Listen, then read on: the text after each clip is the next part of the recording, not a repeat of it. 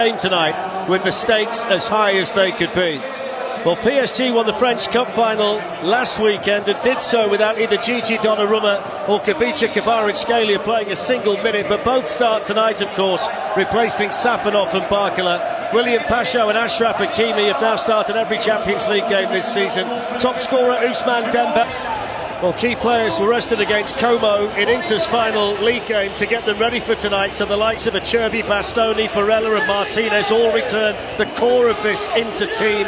7 starting tonight, started the final 2 years ago, including Denzel Dumfries, who was a semi-final hero against Barcelona. There's more experience in this Inter team than there is for PSG. Good evening, everyone. I mean, I cannot tell you how excited I am about this match. Listen to the boys there, they're obviously in the same boat as we are.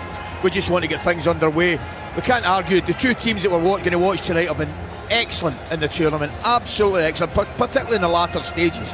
They've given us some fabulous entertainment, and I fully expect Lech to get more tonight. That's all being set up by the Paris Saint-Germain ultras. It's very reminiscent of the Parc des Princes, that end of the Allianz Arena, and the crowd eagerly awaiting the arrival of the two sets of players. So the players walking past the biggest and most prestigious trophy in club football, one held aloft by all of the great players at some time, one that Inter wants again, and one that PSG hopes can finally be theirs.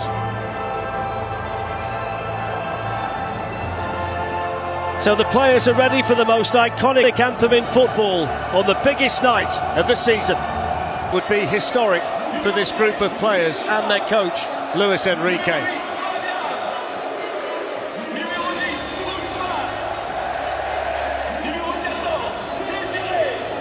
Romania's István Kovac is the referee tonight. He gave 16 yellow cards in the same game in the Euros last summer, if you remember.